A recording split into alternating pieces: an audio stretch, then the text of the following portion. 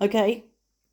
Action. Right. I don't think I've blogged this one before, but I'm on a run a bit doing aircraft used in the Battle of Britain. So I've done a Dornier 17, I've done a Heinkel 111. A long time ago, I did a Messerschmitt 109 from that battle. I finally got around to this Hurricane. It's been in my stash for quite a long time, and I hadn't done very much with it. Hasegawa kit, which are generally quite decent, I find. Box art, rather nice. Apparently this is as flown by, I think, squadron leader Ian Gleed, who scored quite a few victories. It's got rather unusual colours.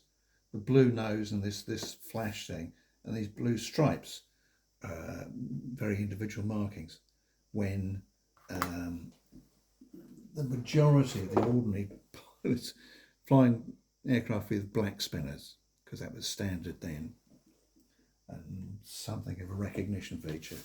I chose to do the alternative one because I just liked these huge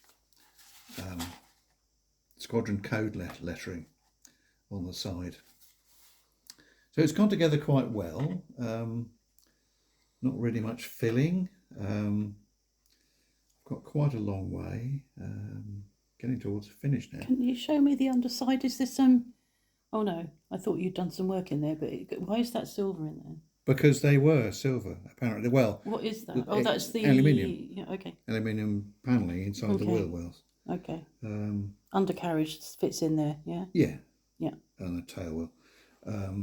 So I've got the trusses on the side. I might do a bit more settling in because I've got you use two combos. You use a brush on a thing that helps the decals transfers adhere much better, and then follow that up with a second one you put over the top, which actually softens the transfer so it settles into the detail better.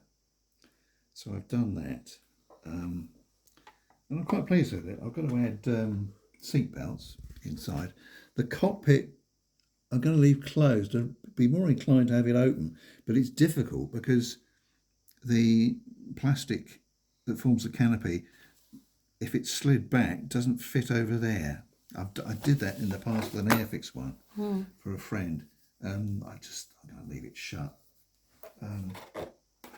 Quite handy in an old book. I think it was my dad's book actually. There are pictures of that particular aircraft. I guess that is Ian Gleed. Would it not say? GZ. It does, GZV. Squadron 32 Squadron. Prepares to take off from Hawkinge. Hawkinge. Right. It's a bit blurred. It doesn't give an awful lot. That's even more blurred, but it's still the same. GZV. With that huge squadron code markings on the side, which is helpful. I'm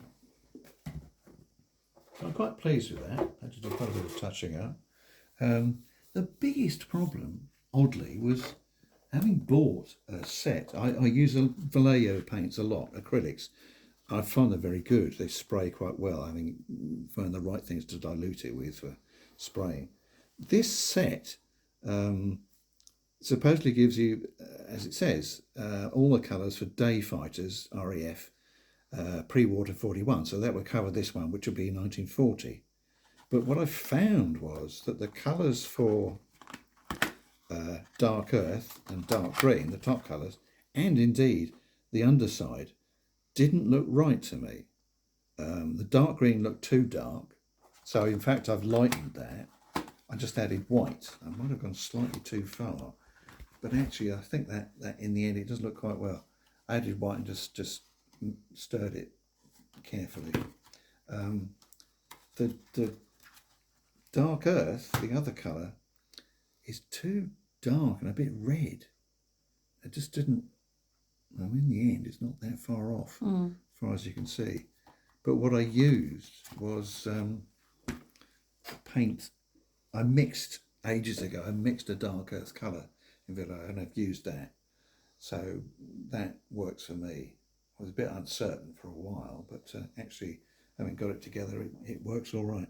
The underside was rather more complicated even. I think what did it say in the instructions? I think it said sky blue, probably. Or it said duck egg green. The actual colour is still highly debated amongst fruitcakes like me. In about 39, most fighters were, I think, half grey with the other side black as a recognition feature, or silver and black, or just the underside of one wing black. By 1940, they just repainted the underside. I think they'd decided to do it on what now gets called Sky Type S, though even that name is now debated. Quite what they were delivered in from the factory, I'm not sure, but quite often the aircraft were repainted at squadron level, and they might have been mixing their own paints. Naughty squadron. Yeah. So when you start looking at these debates online, which I did, some people would describe it as a pale beige with a green tint, which is bizarre. The one in here is that. What's that meant to be? It calls it Sky Type S, which pretty close. Might have done, but I wasn't particularly keen on it.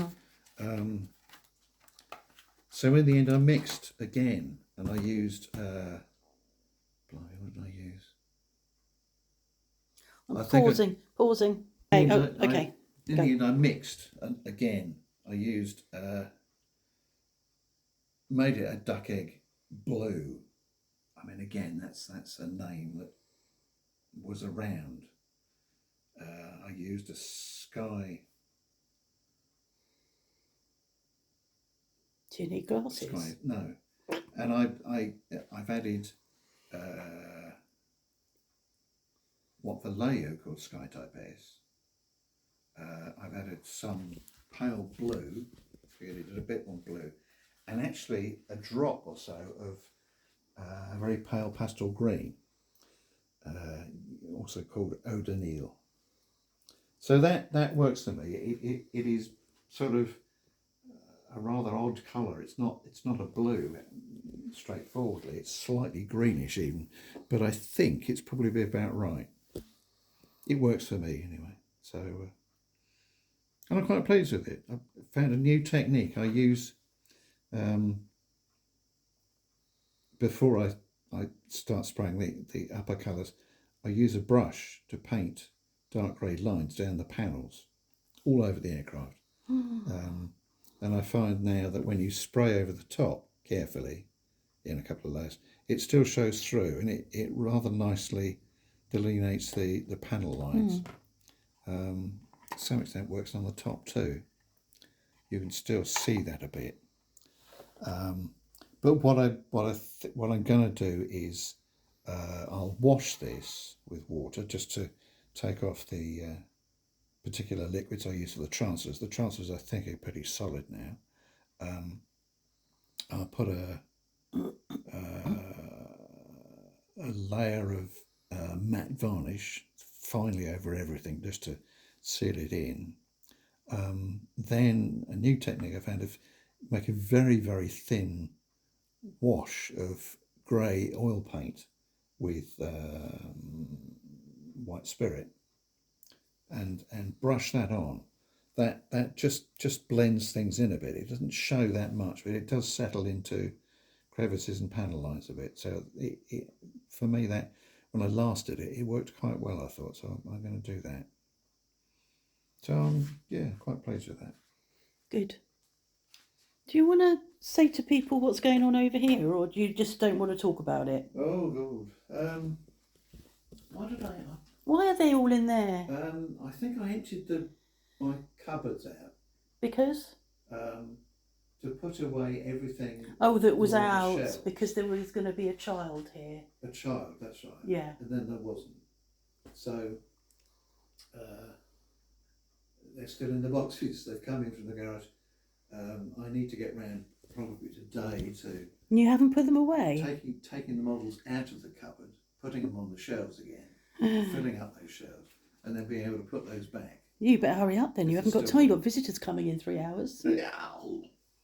Get on with it. Or as you say, 4 or 5. Right. Are you done? Okay.